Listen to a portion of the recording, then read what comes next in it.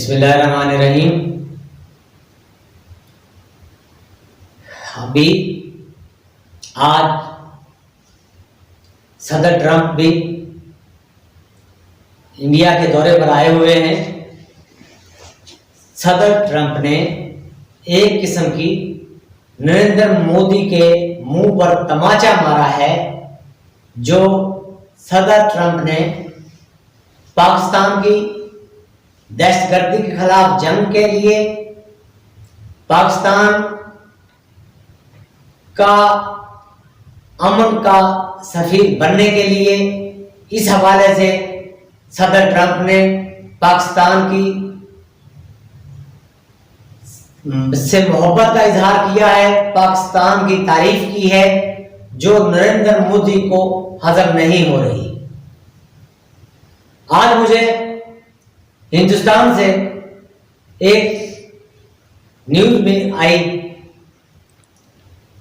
वो न्यूज बड़ी मैं आपको दिखाऊंगा, प्रोग्राम के बाद आप देखिएगा उसे।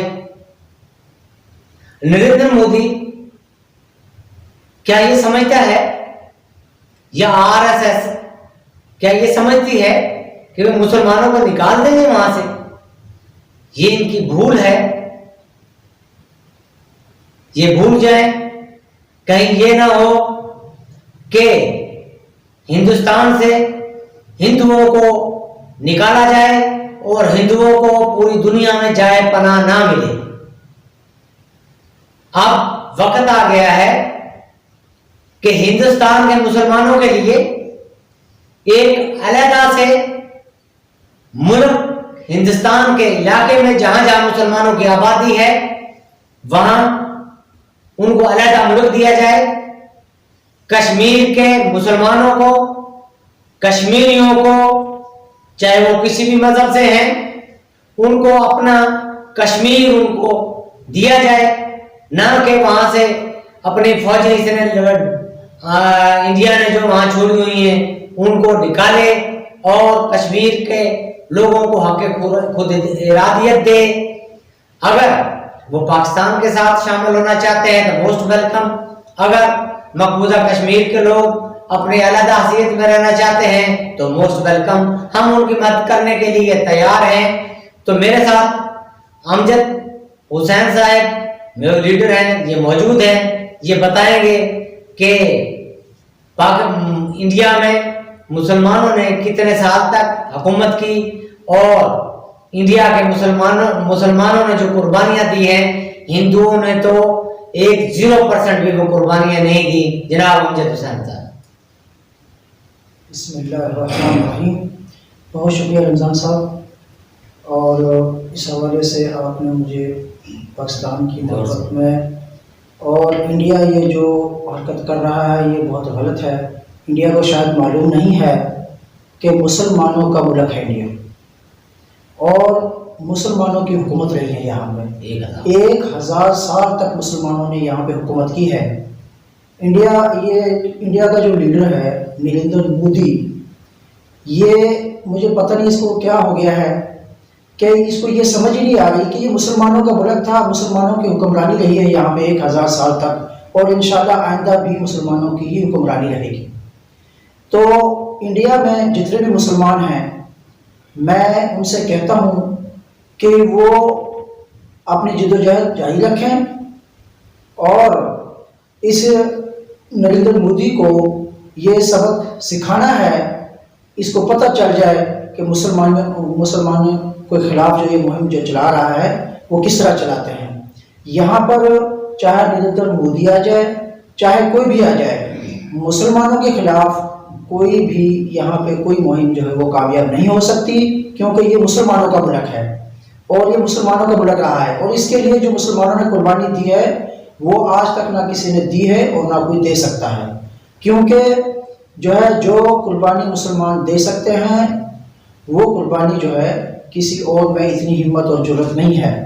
तो रमज़ान साहब, ये इंशाल्लाह जो है नरेंद्र मोदी को पता चल जाएगा कि मुसलमानों को जो ये परेशान कर रहा है, तंग कर रहा है, वो जो जुल्म सितम ढा रहा है कश्मीर के अंदर और भी जहाँ पर मुसलमानों के ऊपर जुल्म सितम ढाया जा रहा है, इंशाल्लाह जो है ये मुसलमान जो है सुरखरू होंगे हर मुल्क ममालिक के अंदर। और इंशाल्लाह जो है ना मुसलमानों की हुकूमत दोबारा से इसी तरह आएगी। थैंक यू साहब।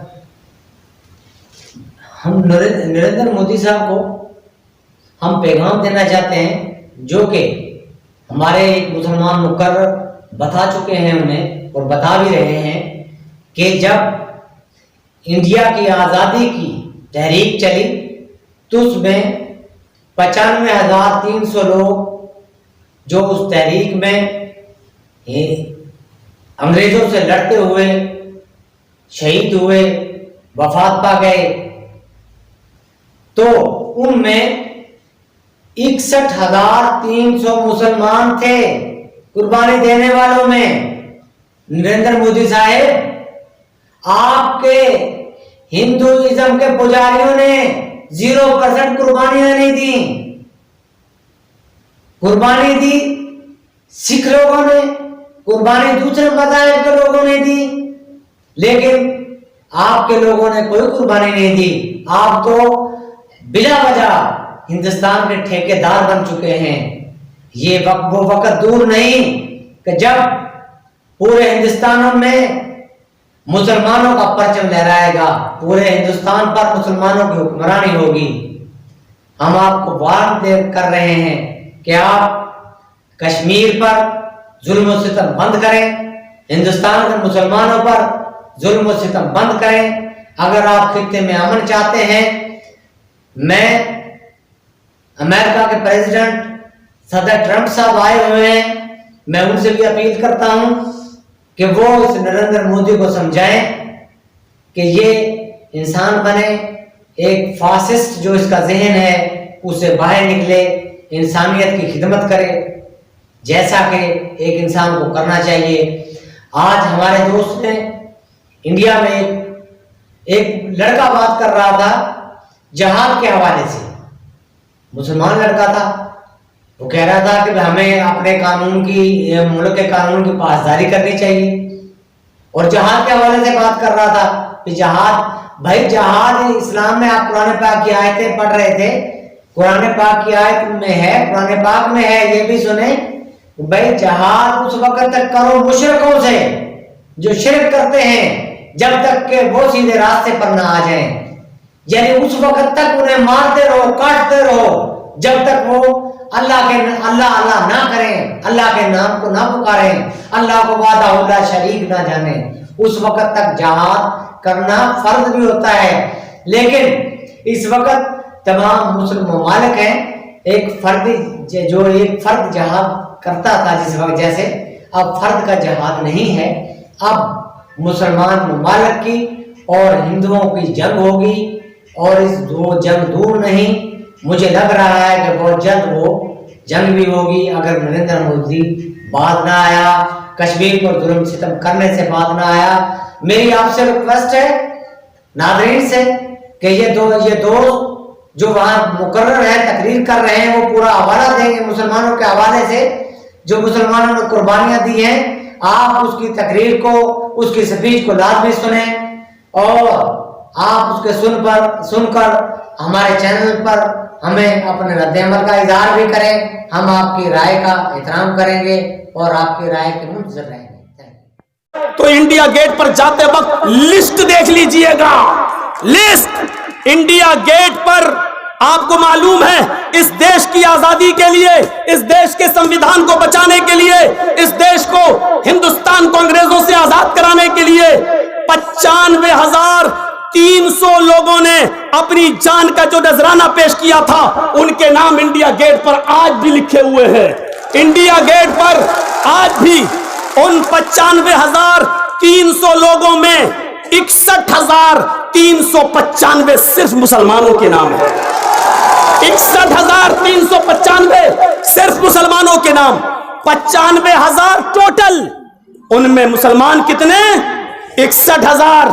आज हमसे पूछते हो तुम नागरिकता दिखाओ, नागरिकता अडवाणी दिखाए, लाल कृष्ण अडवाणी दिखाए तुम कहां से आए हो, नागरिकता अमित शाह दिखाए कि तुम कहां से आए हो, नागरिकता मोदी जी आप दिखाओ कि आप कहां से आए हो। इस देश को आजाद कराने में हमने सबसे ज्यादा कुर्बानी दी है।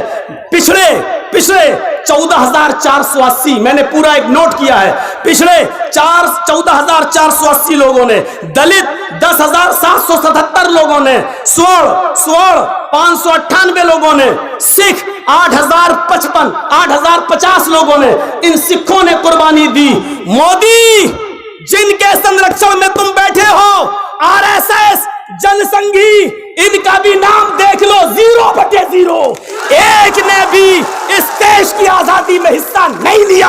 आज तुम तय करोगे कि भारत में किसको रहना है, भारत में किसको रहना है। तुम्हारा यह कानून मौलवी जर्जीस के पैरों की ठोकर में नहीं मानता। जाओ। और आज तुमसे एक वादा लेता हूं, मैं अपनी बात को खत्म करने जा रहा हूं, सबको बोलना है। आज तुमसे एक वादा लेता हूं, मोदी जी, तुमने इस जंग को शुरू कर दिया है, तुमने इस जंग को शुरू कर दिया है, खत्म हम करेंगे। शुरू तुमने किया है, खत्म हम करेंगे। तुमने जो लड़ाई का ऐलान किया है, हमें तुम्हारा युद्ध कबूल है, हमें तुम्हारी तरफ से राइज की हुई जंग कबूल है। मुझे मालूम है कि तुम्हारे पास प्रशासन की ताकत, मुझे मालूम है हमारी बेबसी, मुझे मालूम है हमारी कमजोरी, मुझे मालूम है हमारी हीन भावता, हमें मालूम है हमारी ताकत क्या है। तुम बहुत बड़ी ताकत में हो, पुलिस तुम्हारे साथ, प्रशासन तुम्हारे साथ, आर्मी तुम्हारे साथ, फौज तुम्हारे साथ, यहां तक के सुप्रीम कोर्ट के प्रेशर में काम करने वाले जज भी तुम्हारे साथ, सब कुछ तुम्हारे साथ। हमारे साथ क्या है? इस देश का प्यार, इस देश की मोहब्बत, हिंदुस्तान का प्यार, हिंदुस्तान की मोहब्बत। हम बर्दाश्त कर गए 370 हड्डी, कुछ नहीं बोला। हम बर्दाश्त कर गए ट्रिपल तलाक, तुमने पास करा लिया, क्योंकि हम इस देश में अमन और शांति को बहाल रखना चाहते थे। हम बर्दाश्त कर गए कि बाबरी मस्जिद का फैसला प्रेशर में तुमने अपने पक्ष में करा लिया। लेकिन अब तुमने हमें भारत का मानने से इनकार कर दिया है, भारत को का नागरिक कबूल करने से मना कर दिया है। इसलिए अब आखिरी बात कहता हूं मैं आपसे, मोदी जी, अब हम उठ गए हैं। अब इस युद्ध में या तो पूरी तरीके से हम जीतेंगे या पूरी तरीके से हम हारेंगे। मोदी जी, अब ऐलान सुन लो।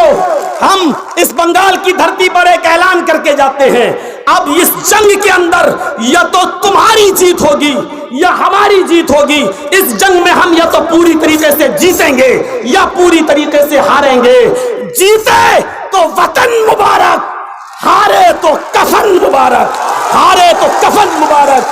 जीते तो वतन मुबारक, हारे तो कफन मुबारक। किसी भी सूरत में भारत नहीं छोड़ेंगे, रहेंगे इसी में, इसी मिट्टी में, और यहीं पर दफन हो जाना गवारा कर लेंगे। हमारी बॉडी को भारत की मिट्टी मिल जाए यही काफी है। हम दिन भर में 5 मरतबा नमाज पढ़कर इस देश की धरती को चूमते हैं 5 मरतबा। हमें इस देश की धरती का गद्दार न कहा जाए, इससे तुमसे ज्यादा हक हमारा है, तुमसे ज्यादा हकदार हम इस मुल्क में रहने के हैं। यही चंद शब्दों के बाद आपसे रुखसत होते हैं। यही आए तो पैमान लेकर उठिएगा कि जीते तो वतन मुबारक, हारे तो कफन मुबारक। जय हिंद, जय भारत, हिंदुस्तान जिंदाबाद, डॉक्टर अंबेडकर का संविधान जिंदाबाद, भारत जिंदाबाद, संविधान जिंदाबाद, अंबेडकर जिंदाबाद। सारी सेकुलर पार्टियों और विपक्षी दलों का मोस्ट वेलकम, स्वागत, जिन्होंने हमारे इसमें हिस्सा लिया है और अब सब हमारे साथ आ चुके हैं। सारी विपक्षी पार्टी, गए दिन के तन्हा था मैं अंजुमन में, गए दिन के तन्हा था मैं अंजुमन में, अब यहां मेरे चाहने वाले और भी हैं। अस्सलाम वालेकुम।